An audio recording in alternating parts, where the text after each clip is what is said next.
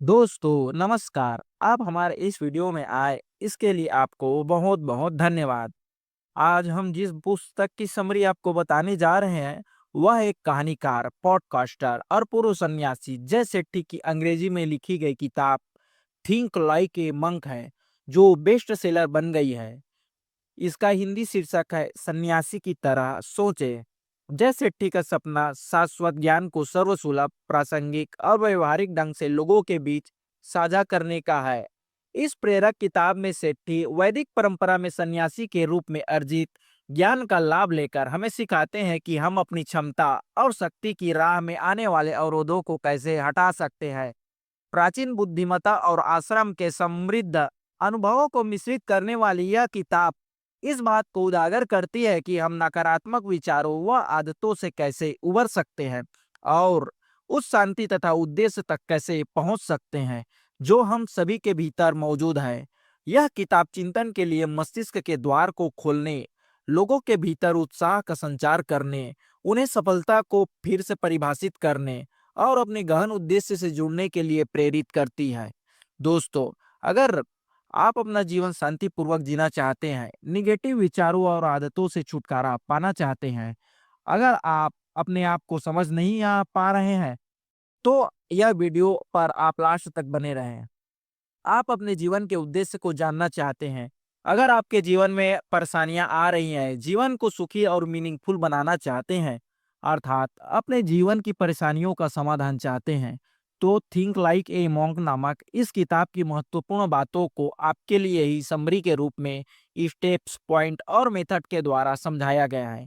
Think like a monk के लेखक जय सेट्टी ने अपने जीवन अनुभव से प्राप्त ज्ञान को इस किताब में मार्गदर्शन के रूप में लिखा है, जो मनुष्य को एक सफल और खुशहाल जीवन बनाने में सहायक है। इस किताब में लेखक ने जीवन से जुड़ी बातों को अनेक रूप में समझाया है और कहा है कि सोच हमेशा एक सन्यासी की तरह होनी चाहिए, जिसके लिए यह जरूरी नहीं है कि सन्यासी ही बना जाए। बस सन्यासी की तरह सोचकर सारी परेशानियों को छुटकारा पाया जा सकता है। आखिर एक सन्यासी की सोच क्या होती है? आइए एक सन्यासी के हिसाब से ही हम इन बातों को समझ सकते हैं। सन्यासी हमेशा समस्या की जड़ पर फोकस करते हैं, जागरूक और सचेत रहते हैं, दूसरों की देखभाल करते हैं और हमेशा दयालु और हमेशा दूसरों की सहायता करने वाले बने रहते हैं। एक सन्यासी हमेशा अनुशासन में रहता है, उसकी सोच उत्साह से भरी होती है, वह दृढ़ संकल्प वाला होता है, लक्ष्य के प्रति धैर्य रखने वाला और अपने मिशन की सफलता पर दृष्टि रखने वाला संयमी होता है। सन्यासी की सोच खुद को निगेटिव विचारों से दूर रखती है, आत्मनियंत्रण में महारत हासिल करते हैं ताकि वह सही निर्णय ले सके और अपनी परेशानियों का सही समाधान ढूंढ सके। इस किताब की बातों को 3 पॉइंट में बांटा गया है, जो जीवन के लिए बहुत ही यूजफुल है। Part 1, let go. आइडेंटिटी। हमारी पहचान क्या है? जो हम सोचते हैं वही हमारी पहचान है, वही हम हैं। हम जिंदगी में क्या करना चाहते हैं? क्या हम अपनी वास्तविक पहचान जान पाते हैं? इस पार्ट में सेल्फ आइडेंटिटी के बारे में बताया गया है। क्या आप नौकरी से जुड़ी परेशानियों से घिरे रहते हैं? क्या आपको टेंशन ने घेरा है? क्या आप अपने काम में असफल हैं? दोस्तों, जब हम छोटे थे न तो कोई चिंता, परेशानी, टेंशन, डिप्रेशन था। बस स्वच्छंद पक्षी की तरह जीते थे, खुश रहते थे, खेलते कूदते एनर्जेटिक रहते थे। लेकिन जैसे जैसे बड़े होते गए स्थिति बदलने लगी, धूल भरी तस्वीरें सामने आने लगी। हम एम्बिशियस होते गए, सोसाइटी में रहते हुए निगेटिव सोच से घिरे गए, बड़ी बड़ी आशाएं होने लगी, पैसे की चिंता सताने लगी, अपने अपीयरेंस के बारे में ज्यादा सोचने लगे। यह सब चिंताएं एक धूल की तरह है जो हमारे सामने जमती जाती है। पैसे, अपीयरेंस से खुशी नहीं मिलती। एक अमीर आदमी अगर रोगी है, उसका कोई परिवार नहीं है, तो क्या वह खुश रह पाएगा? वहीं अगर एक गरीब व्यक्ति अपने परिवार के साथ अच्छा समय बिताता है, बीमार नहीं है, वह अमीर व्यक्ति से ज्यादा खुश होगा। लोग क्या कहेंगे अगर आप बिजनेस में असफल हो गए, नौकरी नहीं मिली? इन सब का डर मन में के मैल की तरह ही है, जिसे साफ करना जरूरी है। जिस प्रकार आईने में धूल जमी हो तो चेहरा साफ नहीं दिखता, उसी प्रकार अपनी इस धूल को हटाकर ही आप अपना आइडेंटिटी जान पाएंगे। अपनी पहचान हो जाने पर कुछ चीजों को छोड़ना ही सुखी जीवन के लिए बेहतर है और कुछ चीजों को अपनाना अच्छा होता है। हायर वैल्यूज को अपनाना एक उद्देश्य और मीनिंगफुल लाइफ देते हैं, वही lower values depression, anxiety, sadness देते हैं। लोअर वैल्यूज, कुछ लोग सोचते हैं कि पैसे, बाहरी दिखावे, लोअर वैल्यूज जैसे लालच, जलन की भावना, टेम्पर, कामुकता से खुशी पा लेंगे, तो ये उनकी गलत सोच है।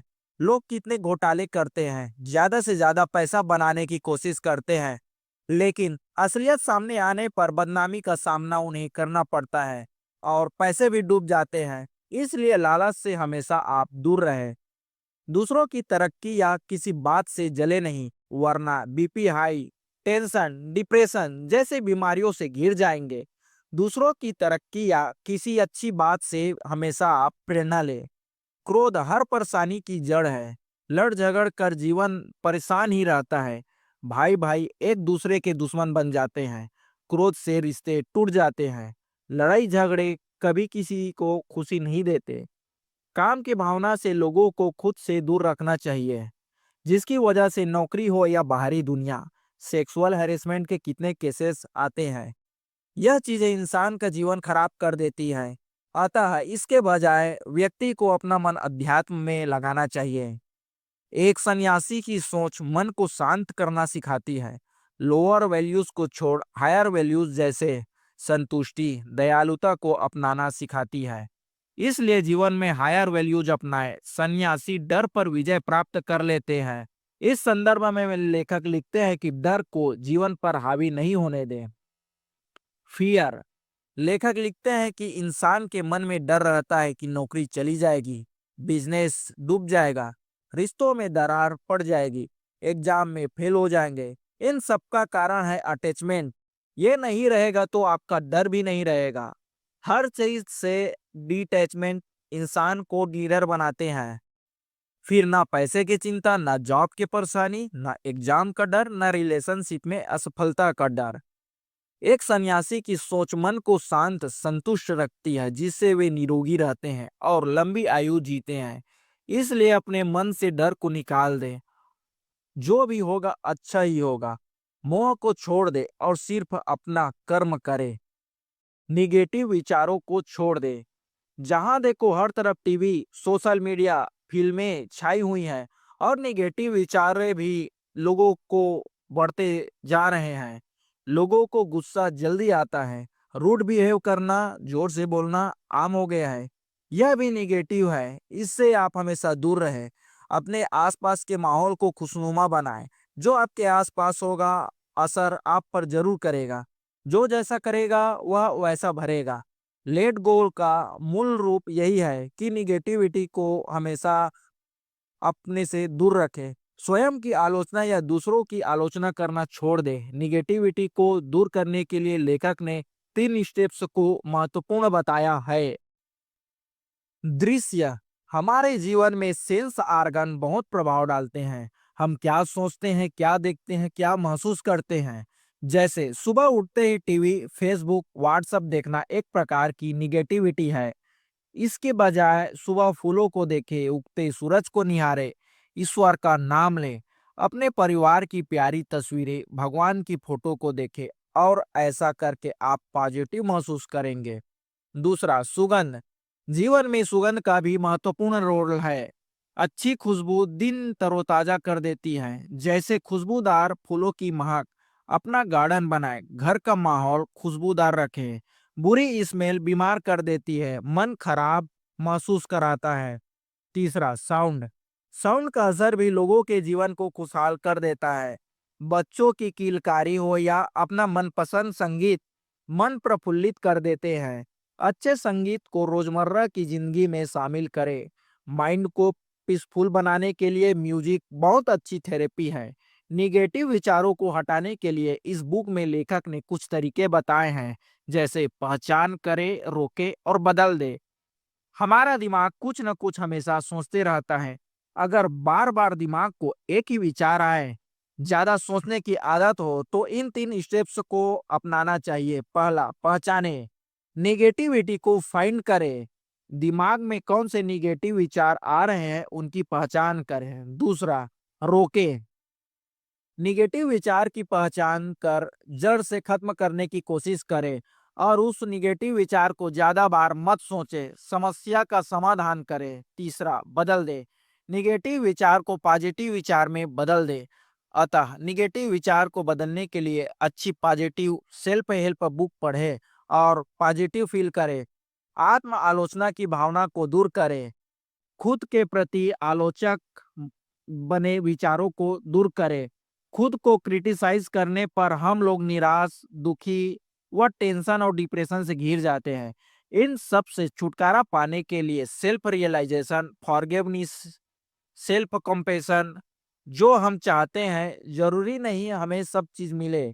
बहुत बार कितनी गलतियां होती हैं, दुनिया हमारे हिसाब से नहीं चलेगी। एक इंसान से गलती भी होगी, सुधार भी करेंगे, खुद को माफ करेंगे और खुद से प्यार करें। अपने लिए दयालु बने, अच्छी अच्छी पुस्तकें पढ़ें और अपना ज्ञान बढ़ाएं। Part 2, grow. किताब के इस पार्ट में निगेटिविटी को दूर कर आत्मविश्वास और आध्यात्मिक उन्नति को बढ़ाने के तरीके बताए गए हैं। पहला, अपने पैशन के साथ काम करें। इंसान को वो चीजें करनी चाहिए जिससे उसे खुशी मिले। आप खुद क्या चाहते हैं और क्या सही है वह करें। दूसरों को देखने के बजाय खुद हम क्या करें जिससे खुशी मिले वह करें। कई पेरेंट्स अपने बच्चों की इच्छा के विरुद्ध सब्जेक्ट लेने को बोलते हैं, जिससे बच्चों को इंटरेस्ट नहीं होता, जिससे बच्चा डिप्रेशन में चला जाता है या चिड़चिड़ा हो जाता है। इसके बजाय बच्चों को इंटरेस्ट, स्ट्रेंथ और काबिलियत देखकर ही बच्चे के लिए सब्जेक्ट चूज करना सही रहता है। इसी तरह काम भी वही करे, या नौकरी हो या बिजनेस, जिससे आपको खुशी मिले। आपके पैशन को इम्पोर्टेंस दें। पैसे कम या ज्यादा से इम्पोर्टेंस है काम। दूसरा, गुड इंटेंशन, कोई भी काम करे तो वह अच्छी नियत से करें। किसी के बारे में गलत करने की ना सोचे, बिना यह सोचे कि बदले में कुछ मिलेगा। किसी की हेल्प करे, मदद साफ दिल से करे, अच्छी नियत से करे, इससे आपको जरूर ही जरूर पुण्य मिलेगा। तीसरा, रूटीन पावर, जीवन में एक रूटीन तय करें और उसका उचित पालन करें। चाहे सुबह जल्दी उठना हो, एक्सरसाइज करना हो तो रोज टाइम से करें। टाइम से खाना पीना, लिखना पढ़ना हो तो प्रॉपर टाइम का फॉलो करें, रूटीन बदले नहीं। सन्यासी भी रूटीन का फॉलो करते हैं, प्रॉपर टाइम से मेडिटेशन करते हैं, इसलिए उनका जीवन खुशहाल रहता है। मन शांत, संतुष्ट और खुश रहता है, इसलिए वे दुखी नहीं होते, हमेशा खुश रहते हैं। चौथा, प्रॉपर प्लानिंग, काम करने से पहले प्लान करें जिससे कंफ्यूजन नहीं होगी। किसी भी जगह नोट कर लें जिससे आपको याद रहे। दिमाग में इतने विचार आते हैं कि कंफ्यूजन हो जाती है। प्रॉपर प्लानिंग और टाइम से काम करने पर मन अच्छा महसूस करेगा। पांचवा, समय और जीवन के साथ एकजुट हो। कुछ लोग सोचते हैं कि समय आने पर करेंगे, जबकि जरूरी नहीं सब कुछ समय के अनुसार हो। एक सन्यासी जो सोचते हैं करते हैं, खुश रहना है तो खुश रहते हैं, खुशी के लिए गाड़ी बंगले आदि का इंतजार नहीं करते। जीवन अच्छे से खुशी से जिए, बाकी चीजें वक्त के साथ हो जाएगी। छठवा, अप्लाई पॉजिटिव थॉट्स, पॉजिटिव विचार को अपनाएं। सुबह अच्छी किताब पढ़े जिससे अच्छा फील करेंगे, अच्छा पढ़े, अच्छा सोचे और अच्छा महसूस करें। Part 3, give. पार्ट 3 में देने के महत्व के बारे में बताया है। किताब के इस पार्ट में हेल्प को सपोर्ट किया गया है। जरूरी नहीं कि पैसे से ही हेल्प होती है, और भी तरीके से हेल्प की जा सकती है, जैसे सहानुभूति, शाबाशी, सांत्वना, प्रशंसनीय भाव। किसी को भी सहानुभूति की जरूरत हो तो जरूर दे। किसी को नीचा दिखाना, कड़वा बोलना, डांटना, कष्ट देना, ईर्ष्या देना, जलन करना, इन सब से दूर रहे। इसकी जगह मुदिता का प्रिंसिपल अपनाए। मुदिता का अर्थ होता है मन या आत्मा की वह अवस्था जिसमें दूसरों का सुख देखकर खुद को खुशी महसूस होती हो। जिसे सहानुभूति चाहिए उसके साथ प्यार से व्यवहार करे, दूसरों के कष्ट दुख दर्द को समझे, दूसरों के प्रति जलन की भावना से हार्ट की समस्या होती है, इसलिए सबके साथ दोस्ताना व्यवहार बनाएं। रिलेशनशिप। लेखक ने रिलेशनशिप के महत्व के बारे में तीन बातों पर जोर दिया है। पहला, प्रेजेंस। किसी को किसी भी प्रकार की सहायता की जरूरत हो तो हमेशा तैयार रहे, उसकी निस्वार्थ भाव से सहायता करें। दूसरा, अटेंशन। दूसरों के दुख दर्द को सुने, समझे, उसकी मजा ना ले। हो सके तो उनके दुख दर्द दूर करने में सहायक बने, क्योंकि कष्ट किसी को भी हो सकता है। जो जैसा करता है वह वैसा भरता है। तीसरा, आत्मीयता का भाव। रिश्तों में विश्वास, प्यार में बैलेंस बनाए रखें। ऐसी बातें ना करें जिससे दिल को चोट पहुंचे। विश्वास न तोड़े। जो पॉसिबल हो प्रॉमिस करे और निभाए। सहायता के मामले में जो हो सके जरूर करें। तो दोस्तों, इस बुक समरी में जीवन को खुशहाल बनाने और खुश रहने की बातों को अच्छे से बताया है और समझाया गया है। बस आपको उन बातों को जीवन में अपनाना है। तो दोस्तों, यह वीडियो आपको कैसे लगी हमें कमेंट करके ज़रूर बताएं। और अगर यह वीडियो आपको पसंद आई तो हमारे चैनल को सब्सक्राइब और वीडियो को लाइक ज़रूर करें।